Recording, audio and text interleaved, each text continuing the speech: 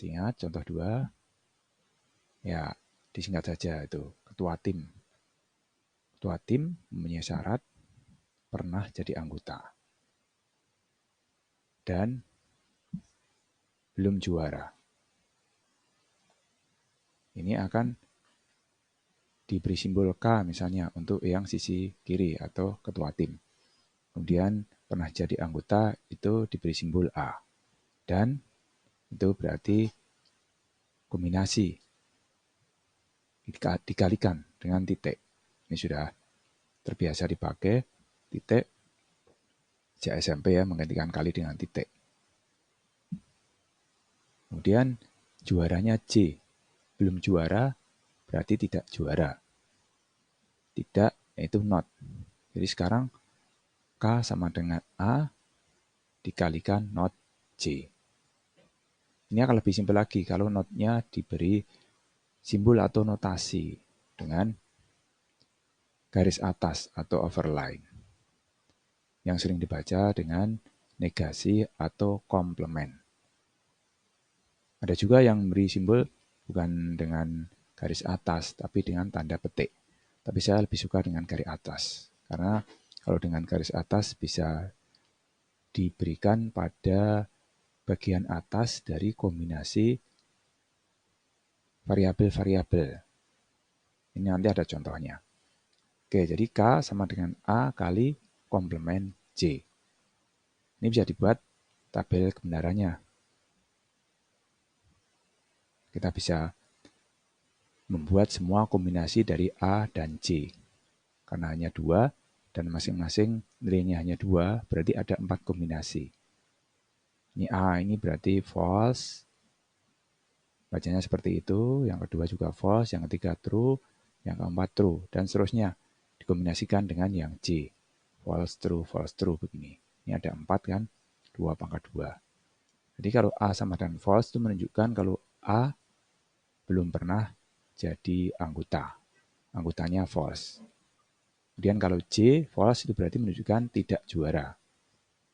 Sebaliknya juga dengan true. Nah ini kalau dikombinasikan nanti syarat untuk menjadi ketua tim itu terjadi pada kondisi yang ketiga, kombinasi yang ketiga.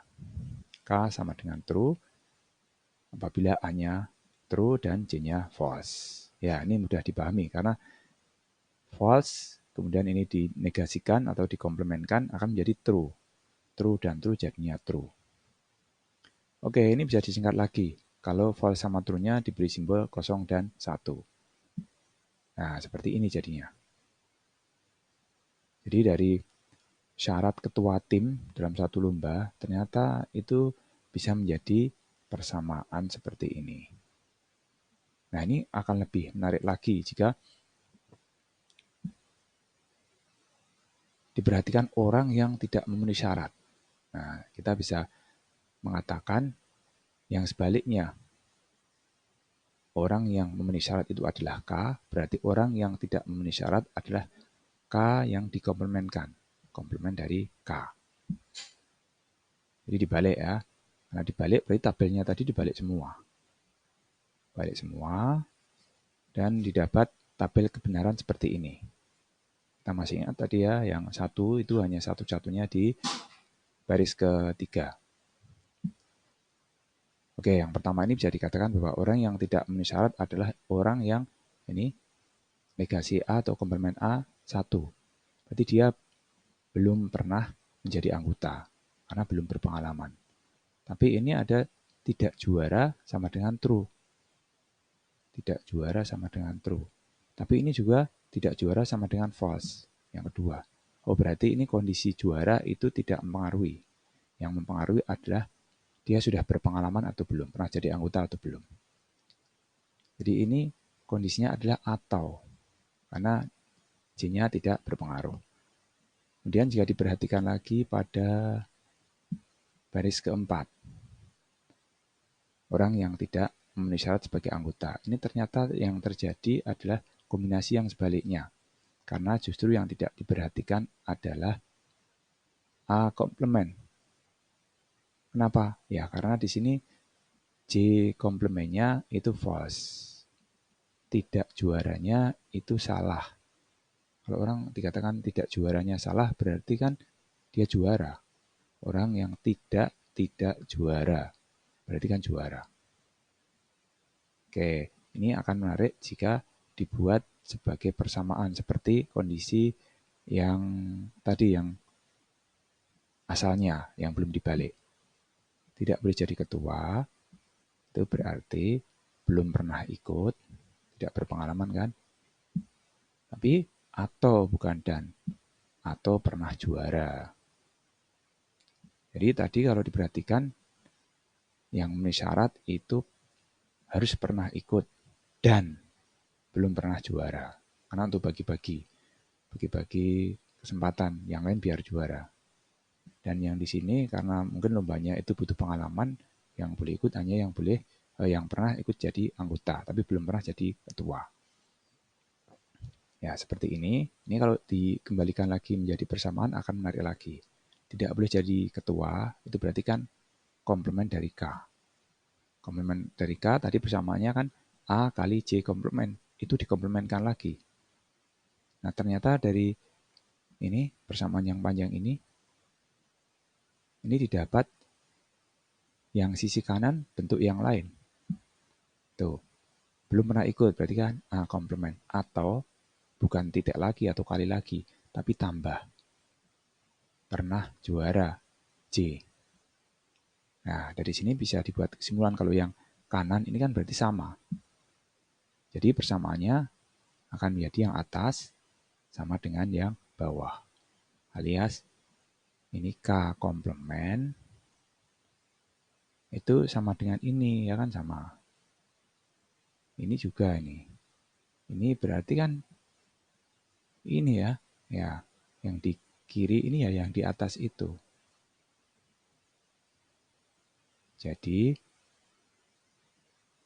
kita bisa mengubah bentuk persamaan menjadi bentuk persamaan yang lain, tetapi menggunakan operator-operator yang berbeda.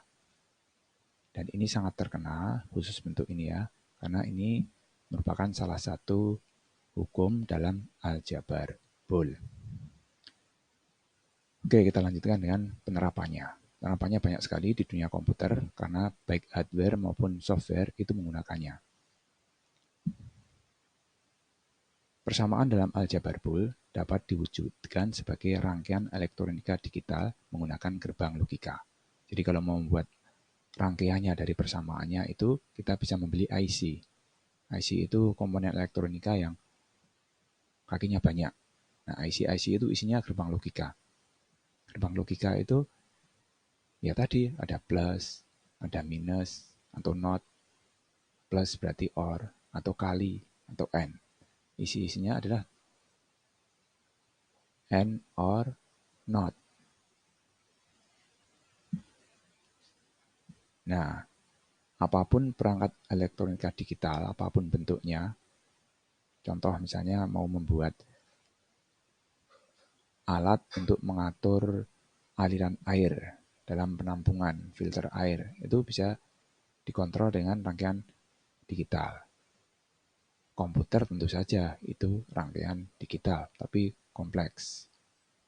Apapun bentuknya, perangkat elektronika digital itu merupakan penerapan dari logika Boolean.